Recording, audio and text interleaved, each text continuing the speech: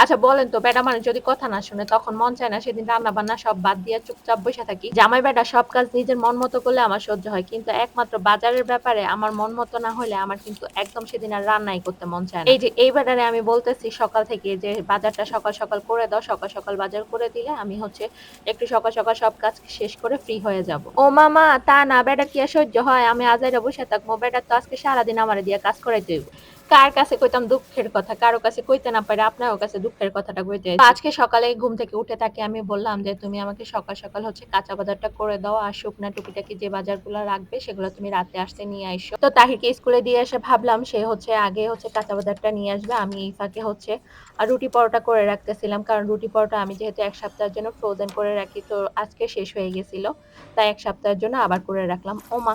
সে হচ্ছে তাহিরকে স্কুলে নামিয়ে দিয়ে আগে হচ্ছে শুকনা বাজার নিয়ে আসছে। তো আমি বললাম যে, "শুকনা বাজার তো রাতে আনলেও হইতো। তুমি আগে আমাকে কাঁচা বাজারটা নিয়ে আইসা দিতা। আমি রান্না-বান্না কমপ্লিট করে ফেলতাম। আর যদি মাছ কুটা কাটা লাগতো, বুয়া ছিল, বুয়ার হাতে করাইয়া ফেলতাম।" ওমা! সে বুয়া যখন বাসা থেকে চলে গেছে তখন সে আমাকে বাজার এনে দিয়েছে। তখন কেমনটা লাগে বলেন?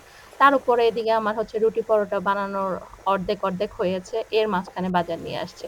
তো কেমনটা লাগে? তারপরে তো আমি রুটি, পরোটা এগুলো বানানো কমপ্লিট করে মাছ কুটাকাটি করতে বসে গিয়েছি। তার উপর ছিল আবার ছোট মাছ। মেজাজটা কেমন লাগে? যাই হোক বড় মাছটা কাটাইয়া নিয়ে আসছে। আর লইট্টা মাছ এটা তো কাটতে কোনো কষ্টই নাই। এটা সহজেই কেটে ফেলা যায়।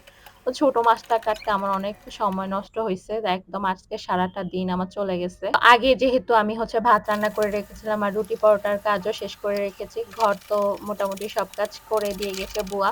আর এই রান্নাটার বাকি ছিল আরকি। তরকারি রান্নাটা বাকি ছিল। তো আমি সব কাজ শেষ করে হচ্ছে সবকিছু ফ্রিজে রেখে দিয়ে তো আমি হচ্ছে রান্না করতে চলে আসছি। তো ভাবলাম যে কি রান্না করব? তাড়াতাড়ি রান্না কি হবে? এখন কোনো সবজি রান্না করলে সহজে রান্না হবে না। আমার মনে হলো যে মুরগিটাই তাড়াতাড়ি রান্না হয়ে যাবে। তাই আমি হচ্ছে আজকে মুরগি নিয়েছি রান্না করার জন্য। আর পাশে হচ্ছে লইট্টা মাছ ফ্রাই করে নিয়েছে। তো আমার বাসার সবাই কিন্তু লইট্টা মাছ ফ্রাই খুবই পছন্দ করে। তো রান্না-বান্না শেষ হয়ে আমি ফ্রেশ হয়ে নিয়েছি। তাইমুরকে ফ্রেশ করে দিয়েছে। আর তাহির তো এখন স্কুল ও স্কুল থেকে আসেনি। তো আমি ভাবলাম যে রুটি পরোটাগুলো ঠান্ডা হয়ে গেছে। এগুলো বক্সে রেখে হচ্ছে ফ্রিজে রেখে দেই। তো আজকে সম্পূর্ণ দিনটা আমার উপর দিয়ে একটা ধকল গেছে বলা যায়। কারণ যেদিন রুটি পরোটা বানানোর ডেট থাকে বেসিক্যালি আমি সেদিন কোনো বাড়তি কাজই রাখি না। শুধু হচ্ছে রুটি পরোটা বানাই আর হচ্ছে একটা তরকারি বা সবজি রান্না করি। কারণ রুটি পরোটা যেদিন বানাই ওইদিন আমার হাতের অবস্থা একদম ১২টা বেজে যায়।